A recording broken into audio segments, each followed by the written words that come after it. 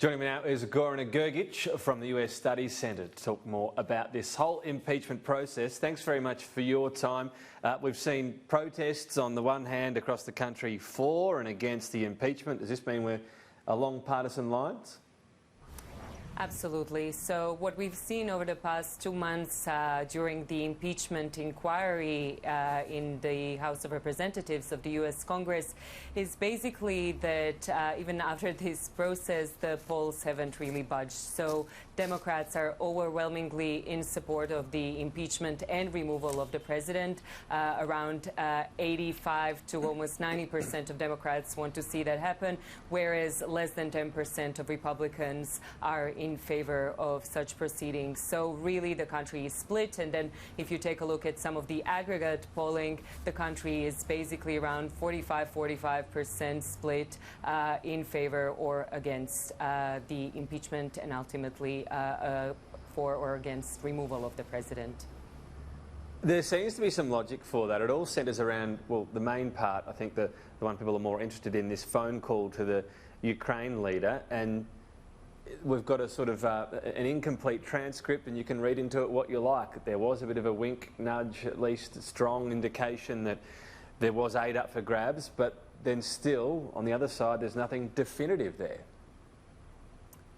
Look, obviously the two sides of the political spectrum are debating this as we get to the House floor. Even today, you know, there is no agreement, and neither side has basically yielded an inch to kind of find some sort of agreement here. So Democrats are definitely pursuing the case, which focuses and centers really around the abuse of power and the obstruction of Congress that emanated from the impeachment inquiry. The abuse of power here basically pertains to president's blocking of the nearly $400 million of aid that the Congress appropriated to basically go towards Ukraine's aid and to help their military, whereas Republicans are basing their case on the fact that really there wasn't any sort of quid pro quo, that the aid was ultimately released, that there's nothing much to see there, and that President has indeed not overstepped his boundaries when he, in a way, demanded from the Ukrainian president to announce or to maybe even commence the investigation into the Bidens.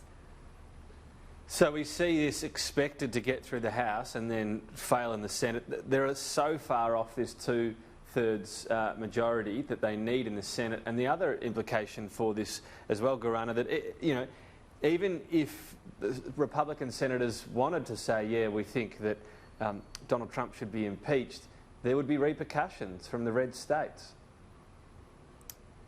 That's absolutely right. So Donald Trump is certainly in many of the districts and definitely in a lot of the red states often more popular than the senators or representatives emanating from those places, and Republicans are fully aware of that.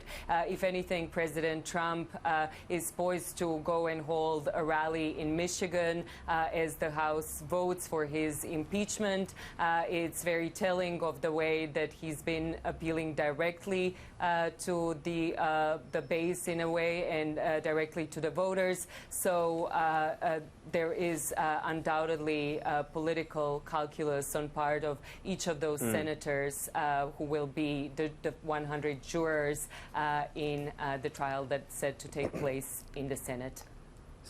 So I suppose the big question is, assuming this plays out as expected, is it still going to be much of a topic through the election campaign?